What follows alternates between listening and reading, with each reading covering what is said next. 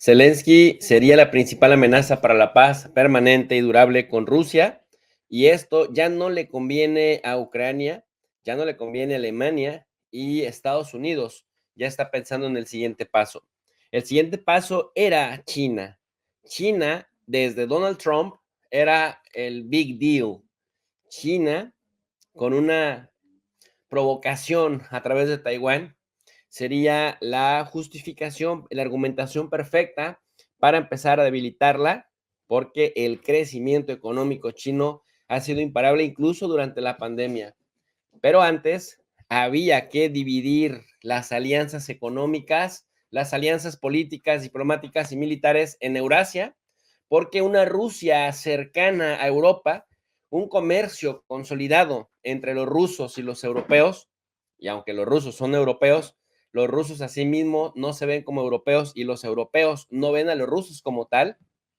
Bueno, pues prácticamente Estados Unidos activó su plan de desactivar la fortaleza de los contrarios. Y los contrarios, por más que en Europa se subordinen casi incondicionalmente a los Estados Unidos, al bloque europeo, Estados Unidos lo ve como un adversario al que hay que tener controlado, dominado, dividido, peleados entre sí, pero principalmente peleados con su principal proveedor de hidrocarburos, que en este caso era Rusia. A Rusia había que debilitarlo haciéndolo caer en un enredo, un conflicto militar, porque bajo el orden basado en reglas hay que sancionar a quienes invaden a otros países, excepto si se llaman Israel. No se lo digan a nadie, pero es un secreto a voces. A todo mundo se le sanciona, excepto si te llamas Israel. En ese contexto, pues, el gran objetivo es China. Y ya diversos analistas en Europa empiezan a apuntalar la tesis de que Estados Unidos, con ayuda de Alemania, empiezan a preparar el terreno de la rendición de Ucrania. Pero el gran obstáculo para la paz en Ucrania se llama Zelensky, quien dice que no va a aceptar la paz a cualquier costo, bajo cualquier condición, bajo cualquier pretexto.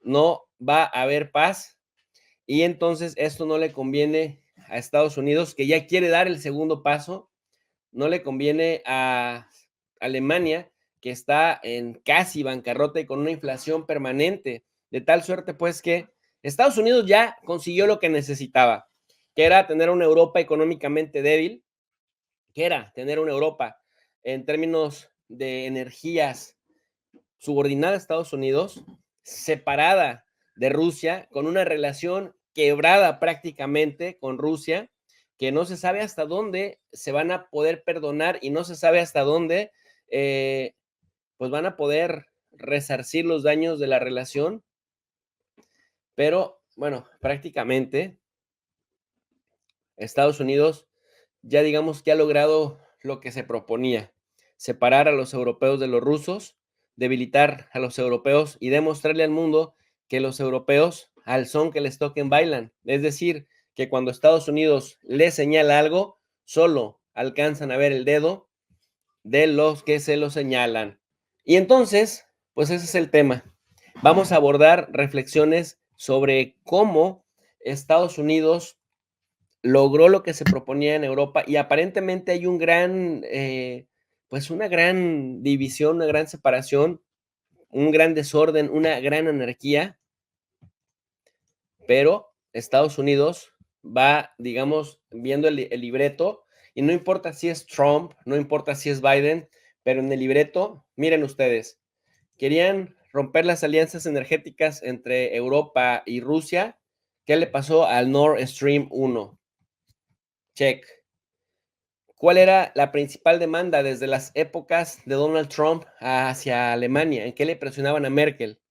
Pues el Nord Stream 2, que le iba a llevar gas de forma rápida, buena y barata a Alemania por el norte, no funcionara. Llega el pelele de Scholz, Scholz avienta por la borda toda la estrategia alemana de garantizarse la seguridad energética y Scholz termina pues prácticamente por ceder y además ser como el caballo de avanzada para que esa separación energética se diera. Entonces, el Nord Stream 2 está listo para sustituir al Nord Stream 1, pero dicen, no lo vamos a hacer por el tema de Ucrania. Y eso tiene a Alemania deprimida en términos económicos.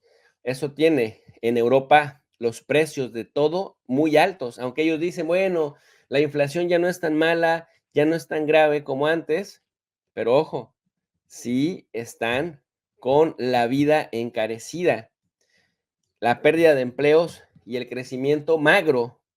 Esto significa pues que Europa en el mediano plazo ya no podría mantener de forma sostenida la ayuda, el apoyo a Ucrania y no se pueden permitir, digamos, esta anarquía en este asunto. Por el contrario, Rusia, a pesar de las sanciones, Rusia ha pues triplicado sus ingresos y prácticamente sus cuestiones de empleo, sus cuestiones de acceso a productos, pues no ha dejado de normalizarse.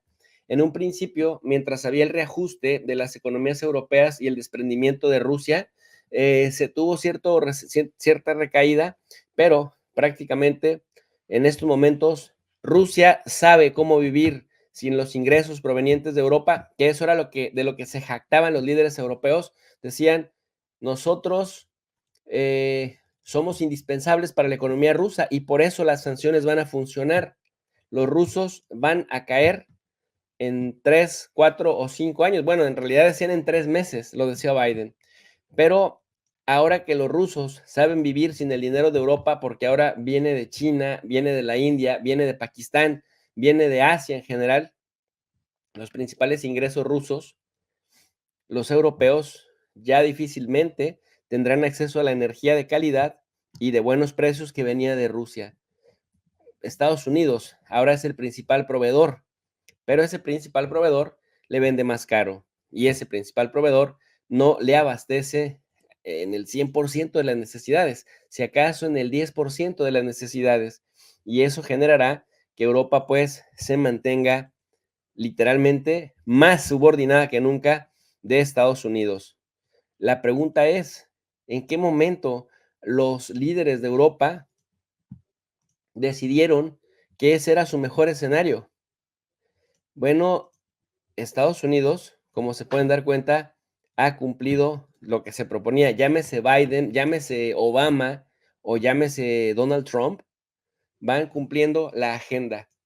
El objetivo de mediano y largo plazo es China, pero ojo, el objetivo de mediano plazo es China y de largo plazo, por supuesto, pero en el corto plazo, Estados Unidos, antes de concentrarse en China, tenía que dividir estructuralmente la relación entre los europeos y los rusos y parece que Ucrania era la causa creíble que le permite esa división y además incentivar toda esa rusofobia espeluznante ahí en Europa, toda esa rusofobia que le facilitó a Estados Unidos poder separarlos. Y en ese sentido, pues ahora ni siquiera las manos meten, a pesar de que históricamente la Unión Europea se opone, por ejemplo, si volteamos a ver hacia el Medio Oriente, a lo que Israel hace contra los palestinos, la construcción de colonias en territorios palestinos de forma ilegal, el cómo les humilla públicamente todos los días, el cómo los bombardea cuando quiere y no responde ante ningún instrumento jurídico, y el cómo se jacta de su derecho a defenderse y cualquier crítica que se le hace desde Europa le llaman antisemitismo y los europeos mancitos se quedan impávidos, no hacen gran cosa y de verdad parece que están de adorno. Ahora sí, una vez que Estados Unidos se asegura la obediencia y la subordinación de Europa, va por China. Decíamos, Estados Unidos ha venido a completar la tarea que tenía en Europa, en Eurasia, debilitar a Europa y que entre ellos mismos se debilitaran, subordinarla, que Europa aceptara más presencia militar de Estados Unidos y romper, no sé si para siempre, porque aquí en las relaciones internacionales lo único constante es el cambio, pero sí por un buen tiempo, el tiempo suficiente que le permita a Estados Unidos ir frontal en contra de China con los europeos como subordinados, pero romper esa relación entre Europa, esa relación comercial energética, y por eso luego la insistencia en las energías verdes, las energías renovables, y a la hora de la verdad, pues sabemos que ese cuento, por donde se le vea, ese cuento es nada más porque pues ya no les queda más energía. Bueno, y ahora va por China.